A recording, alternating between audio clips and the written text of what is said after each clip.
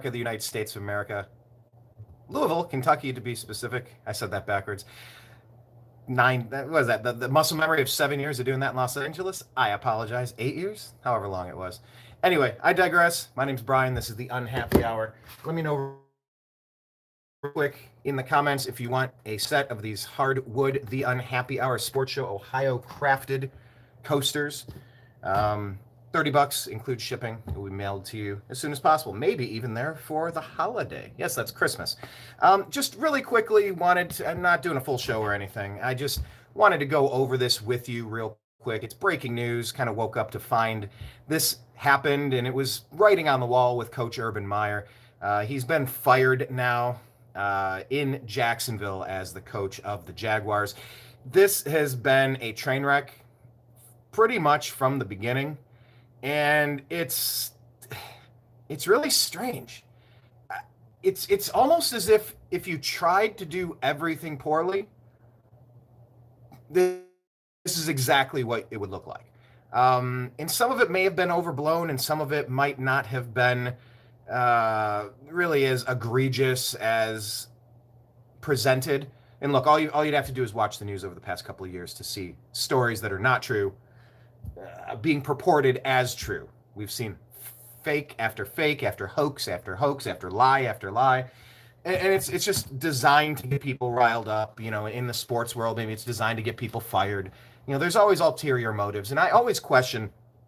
I used to just take a story of Kobe Bryant in Colorado, and I never liked him because of that, and I just assumed it was true. Maybe it was, maybe it wasn't, but after seeing, the Covington kid, the Kenosha kid, the Kavanaugh, just Bubba Wallace, Jussie Smollett. It's just fake after fake after fake after fake after fake after fake.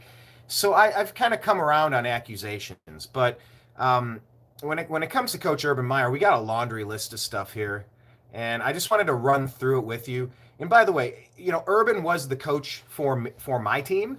I didn't play. I had the chance to walk onto the team, but I decided not to. But that was back in Bowling Green State University when he was a Falcon. That was his first head coaching job. So I just want to run through the timeline real quick with Urban Meyer. So he's hired January 14 in Jacksonville. Then he hired Chris Doyle as a director of sports performance, longtime head strength coach at Iowa. They made a separation agreement in June 2020. He had been accused of making racist statements and bullying and belittling black players. I don't know that story enough to know if I would err on the side of believing that or putting it in another hoax category. But, with a grain of salt, I don't know. I don't know on that one. I'm open to interpretation if that was a clear-cut case or not. But that was kind of the first, that was the beginning of the timeline of problems here. Moving on. So the general manager, Trent Baalke, said they didn't consider the implications of hiring that guy. Okay. So then in April, the Jaguars took Trevor Lawrence first overall, and then they took running back Travis Etienne, Lawrence's Clemson teammate, with the 25th pick. And then Meyer said in a post-draft news conference he wanted to take former Florida wide receiver Kadarius Toney with that pick. I don't know if that's something you really want to go public with. You keep that in-house. That's a GM, the head coach. You figure it out. You work it out. It's almost like throwing him under the bus. And maybe Urban, and look, in Bowling Green, we called him Urban Liar because he said, I'm not leaving anywhere. I'm staying at Bowling Green. I love it here. And he took a job to Utah immediately. They called him Urban Liar. And then all the criminals and convicts and murderers and the program that he ran down in Florida. Yes, he got national titles, but remember, those were the Aaron Hernandez Florida Gators. But then he came to Ohio State, and I'm a Buckeye fan, so I rooted for him, and he brought us a title. Had us competing for a couple more titles. But anyway, I digress. July, August, Meyer and has Lawrence and Gardner Minshew alternating to win the quarterback job. Then they trade Minshew to Philadelphia shortly after, a little bit later. And then you take someone overall, you're not going to keep Gardner Minshew. I totally get that. But then he said, on August 31st, Urban Meyer said that Baalke, I think I'm saying his name right, the GM, and he considered a player's vaccination status when determining the final cuts. That's not supposed to be a thing, although everyone knows it's a thing. Look at how the Atlanta Falcons trolled their own players that they cut and laughed at them for not being vaccinated. That was pretty grotesque if you look at the Falcons thing. It's a personal health decision. It shouldn't be something worthy of scorn. But the NFLPA opened an investigation into that because you're not supposed to be using that as a determining factor. So it's just okay. Bad. Then the season starts. The Jags look unprepared and confused during a season opening 37-21 loss at Houston, and Houston was regarded by most to be the worst team in the league. And it's not just that you lose; it's that you look unprepared, you look lost. That's a lack of preparation. So then, yeah, October 2nd, a video comes out of a woman dancing with Urban Meyer on his lap, a little touchy. I don't know. It's not good. I don't know what the Myers situation is. There's a lot of people that are in long-term agreements and they have other agreements, and what's between them is between them. What business is that of mine? But it's still not a good look. It's just not a great look any way you slice it. So the owner, Shad Khan, issues a public rebuke over the videos. So then December 11th, just a couple of days ago, Marvin Jones, it's reported through the NFL Network that he had to be persuaded to come back to the team complex after getting into an argument with Coach Meyer about his vocal criticisms of the wide receiver corps. It also reported that Urban called his assistant coaches losers during a staff meeting and asked them to defend their resumes. And I think my understanding of that is he said, I don't think he said it that way, but once again, it's all about how the media twists. The media loves nothing more than a rags to riches story, an accomplishment story. The only thing they like more than ultimate glory and success is destroying somebody who's successful. That's the media. That's what they love to do. That's what the old American media loves to do. I don't particularly care necessarily. I just kind of follow the story where it takes me. So the Jaguars, the day later, get shut out 20-0 against Tennessee. And then he denied the reports, Urban Meyer did, and said that anyone who's leaking information risks losing their job. So it's not about the story now. It's like that ad hominem attack. I don't care what that person said, but look who that person is. It's changing the subject. Focus. Hello, squirrel. Focus. And so Urban's like, no, don't pay attention to that story, but I will tell you the news story. If someone's leaking information, they're fired. I mean, you're on rocky ground. I'm very uncertain ground at that point. Anyway, on the 13th, Khan says he won't make a hasty decision or swayed by emotion. But then what did it? And this one is, I don't know on this one. Once again, accusations. I just don't believe any of them anymore after seeing so many lies. I just want to see what the facts are. I want to see what the case is. I've been lied to way too many times by legacy media, and ESPN is the worst. ABC, ESPN, Disney, the worst. They just did a Bubba Wallace special about a fake story about that to drum up a narrative from before. It's journalistic malpractice, honestly.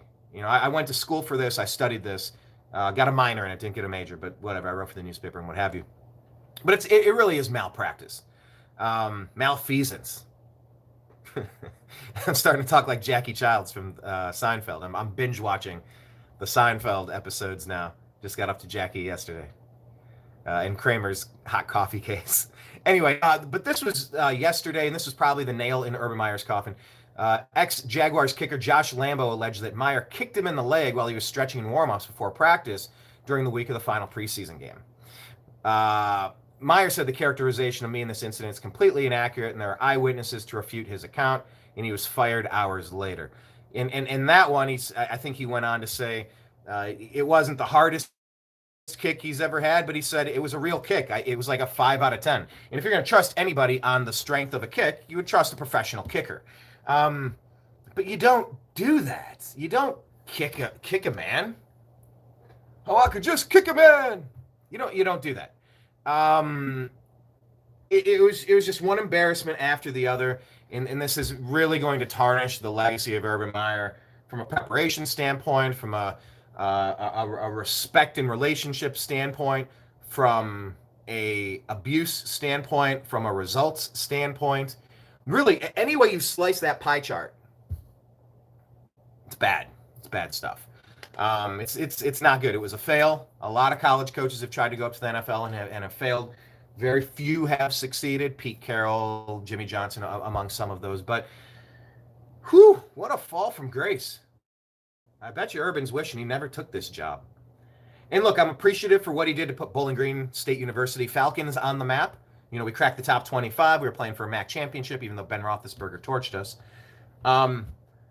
You know, and I appreciate. I watched what he did in Utah. That was fantastic. You know, that was impressive. Top five team, I believe, with Alex Smith, and then went down to Florida, won multiple national championships, and then came up to Ohio State and rebuilt that program after they ran Jim Tressel out of town over players getting tattoos or something, or selling. You know, and look at how that's changed now. Now players can make money off their own likenesses. So, hey, you know, Jim Tressel. I've always wondered if he should come back and coach. That guy was pretty great. But yeah, Urban did a lot of great things for Ohio State football, for football in general, on the Mount Rushmore of greatest coaches of all time. But man, you know, I could cut some slack on a couple of these things, but just the totality,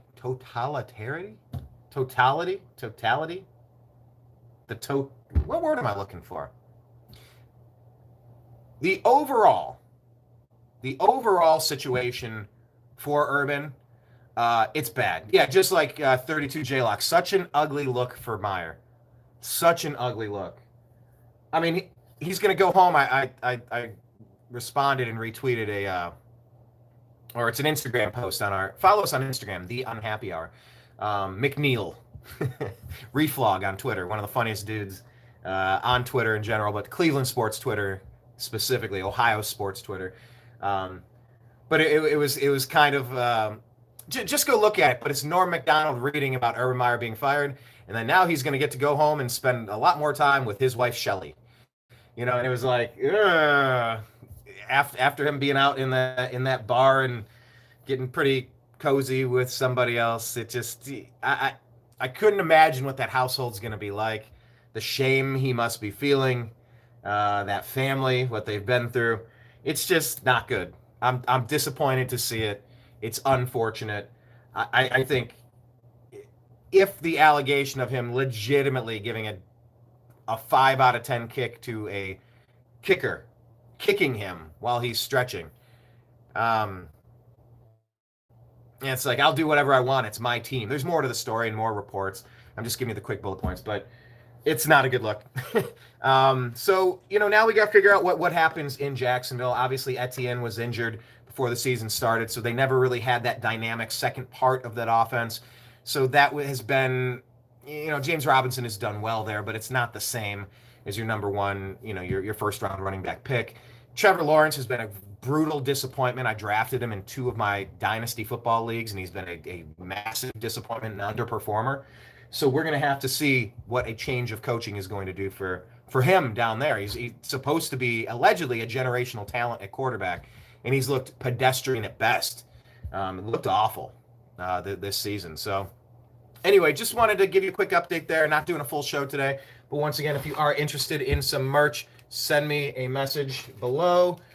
This one is $30 shipping included. These special edition 100 created ever only collector pins, 25 shipping included. Send it through PayPal and I'll toss it in the mail today. But anyway, I appreciate you for watching. I know I haven't been very active on this channel much lately, and there's a reason for that. There's 100 reasons for that. We're gearing up for Rumble and Truth Social and Parler, and you know, finding some other distribution networks, other platforms that act like publishers, that are that are going to be more honest in their willingness to forge a productive partnership. YouTube has proven to be untrustworthy, liars, manipulators, shadow banning, demonetizing. I can't tell you the amount of things that were demonetized. I mean, we have 800 videos over 10 years, something like that. So many things have been demonetized. They don't let us talk about the news. They'll let MSNBC and CNN cover their news and monetize their stories, but we can't. literally covering the same exact Ariana Grande shooting story at a concert. It's not a platform that I love anymore. And it takes, yeah, I've put thousands of hours into creating content over the past 10 years. So I'm going to give you quick hits like this, but stay tuned for the New American Media and for the Unhappy Hour, because we just like to see what's going on in the world and talk about it. So I want to hear your comments below. Who should the Jaguars bring in next for their head coach? I guess their offensive coordinator, I think, is taking over now. Is there a name out there that you think would be a good fit for that team to get quarterback Trevor Lawrence up to snuff in Jacksonville? And of course, there's a million other things going on. Some great buzzer beaters in the NBA last night from the Lakers and from, I watched it. Who was that one? The back-to-back buzzer beaters. Who was that? Anyway, you know what it is. We're retweeting it and putting it in our Facebook group. So join the Facebook group. Stay connected. I got to bounce. Talk to you later. Peace.